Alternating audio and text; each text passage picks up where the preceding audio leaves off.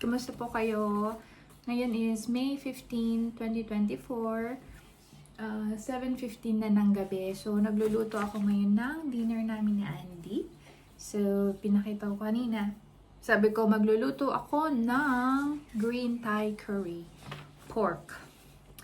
So, anyway, habang nagluluto ako, meron akong i-fill out na form. So, medyo sad day ngayon. Kasi, first time kong makareceive ng notice. At first time ko tong gagawin. Pero, medyo nasad ako kasi, ano ba yun? Konti lang naman yung aking nagawang mali.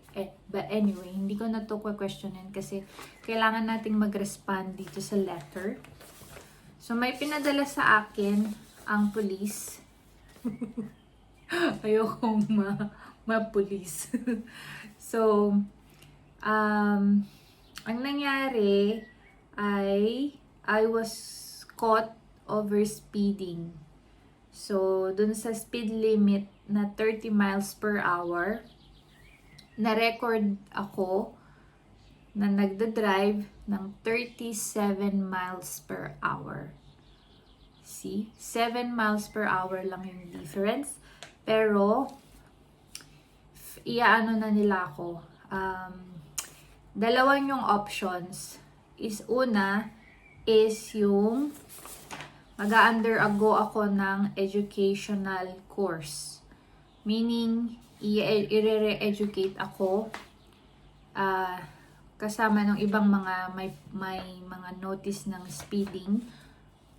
Para siyang online course, tuturuan kami ulit kung ano yung mga dapat gawin sa daan.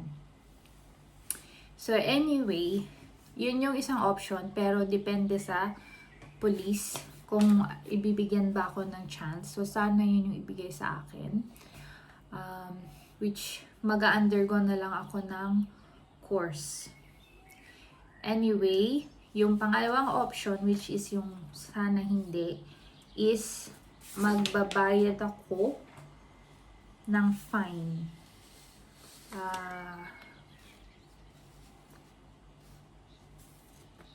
So, wala pa dito. Ipapadala sa akin ulit yung final decision nila kung bibigyan ako ng fine. Sabi ni Andy is 80 pounds daw yon.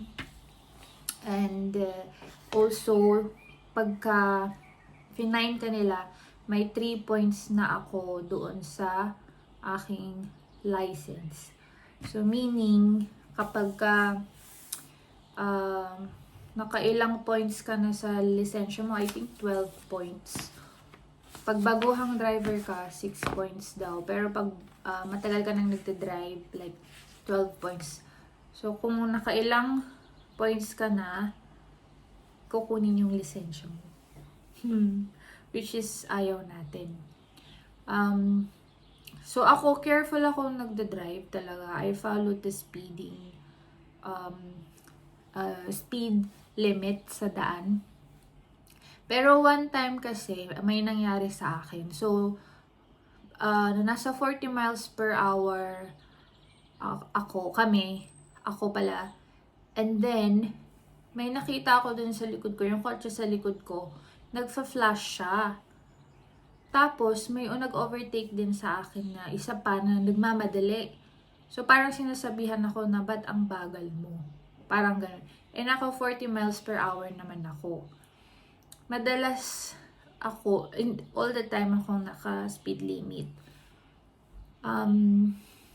Anyway, so, syempre, lesson sa atin to na, sa akin, na kahit anong mangyari, mag-follow na ako sa speed ngayon.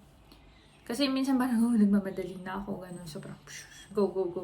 Pero dapat hindi. Kasi hindi mo alam kung kailan lalabas yung nagbabantay ng speed limit dyan sa daan. Minsan camera na lang. Si Andy noon nakuhanan sa London, camera ang naka-capture sa kanya.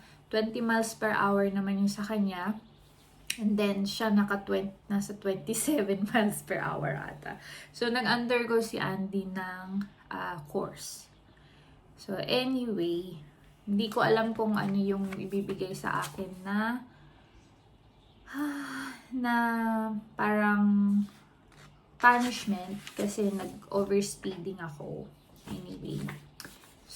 Yun, medyo sad kasi syempre careful naman tayo sa speeding natin. Pero ngayon talaga kahit may mga nagte-tailgate sa akin, alam niyo yung parang ito yung kotse mo, tas ito sila. Parang walang space in between you and them. Kasi feeling nagmamadali sila, ganon. Kahit anong mangyari, hindi na ako magmamadali. Parang ganon. I have to be aware sa speeding limit. Sabi nga ni Andy, ano ba yan? Bibilhan ka pa bibilhan kasi niya ako ng kotse pag lumabas na si baby. Nang medyo mas mabilis na kotse, medyo mas malaki yung spec na kotse, medyo mas malaking kotse. So, mas mabilis siyang mag-accelerate, ganun. Yung kotse ko kasi ngayon, small car lang siya, good for me. Pero pag lumabas na kasi si baby, kailangan na namin talaga ng big car. So, sabi niya, wrong timing. So, anyway, guys, gusto ko lang i-share yun sa inyo. So, yung mga nandito sa UK na nagde-drive, so just be careful dun sa mga, I'm sure you're aware of it. So, just be careful dun sa mga camera, speeding camera, ganun. Yun, nakita ko kasi yung police, naka-vest siya ng reflecting vest. Sabi ko, oh no. Tapos meron siyang parang tripod na gano'n, nakaganon siya. Sabi ko, oh no. I hope hindi ako nag-speeding doon. Pero, nag-speeding na ako kasi pababa yun eh. Hill, down the hill. So, parang, you just let go of your accelerator, talagang mag-accelerate yung car mo. Diba? So, naalala ko kung nasan ako na huli na nag-speeding. Anyway, so kailangan nating harapin tong mga to kasi ito na to eh, di ba? So, next lesson learned na lang sa akin to na talagang next time kahit may nagpe-pressure sa akin sa daan, I have to stick to the limit. Kung gusto nilang mag-overtake sa akin, go. Wala akong problema. Basta ako, I'll stick to my ground. 40 miles per hour, 40 miles per hour. Hindi ako mag-over. So, from now on, yun na yung aking gagawin. Kasi you just don't know kung nasaan yung mga speeding camera. Yun. So, medyo siya, ang tawag doon, cheeky. Kasi talagang naka-hide sila. Hindi mo alam kung nasaan yung mga speeding camera. So, yun. Anyway, gusto ko lang i-share to kasi learned lesson ko to. Dito sa UK. Dito kasi strict talaga sila sa mga regulations, hindi katulad dyan sa atin. Alam mo, kahit mag-park ka lang dun, hindi pwedeng pagparkan. Kahit 15 minutes yan, pag nahuli ka, bibigyan kanina ng fine, then kailangan mo yung bayaran. Otherwise, ipoprosecute ka nila, papadala ka nila sa court. So, ayaw mo naman yun, diba? So, might as well ka na lang, follow ka na lang ng rules or talagang you find somewhere to park, ganun. Pero minsan talaga, hindi mo maiiwasan. Pero as much as possible, talagang iwasan natin yun. Yung mga paglabag ng mga batas. Lalo na dito sa bansa ng UK kasi kahit sa mga first world country, kasi talagang stricto sila. They have to follow the rules. Ganon. So anyway, magluluto na tayo. Let's go. Ano nang nangyayari sa aking luto-luto?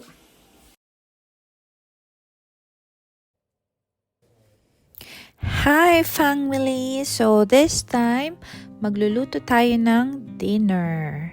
So ngayon, nagsusute na tayo ng onion at ilalagay na natin yung pork shoulder. So ang lulutuin natin ngayon ay ang green curry or green Thai curry pork. So as you can see, ihalo-halo lang natin yung meat.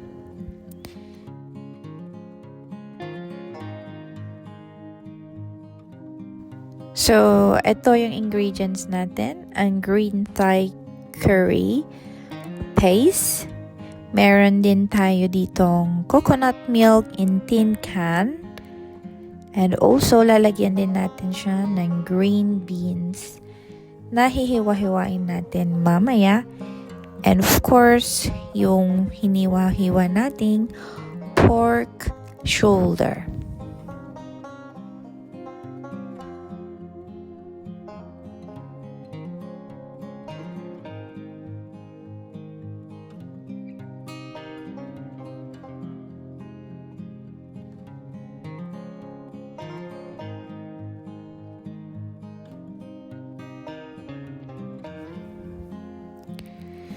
So, hihiwain na natin ngayon yung green beans ng maninipis na paislant.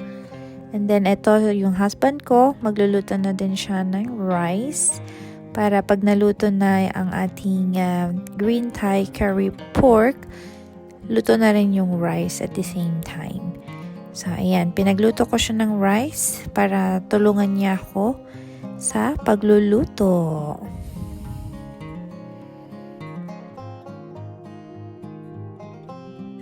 Ready na yung ulam. Ready na. Babe, we're eating soon.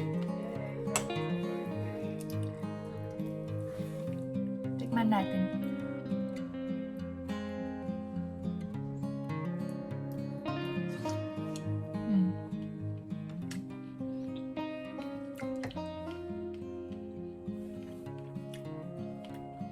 Sarap.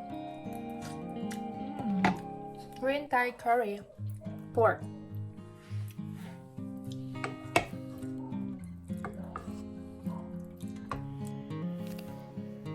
So, ayun na nga, dinner is ready. So, maglalagay na tayo ng rice sa ating mga plates. As you can see kami ni husband, we put rice straight to our plate. And then, maglalagay na rin kami ng ulam. And saka namin dadalhin sa dining table. So, yan. Mukhang masarap. Come on, guys. Join us sa ating dinner for tonight. Let's go, let's go!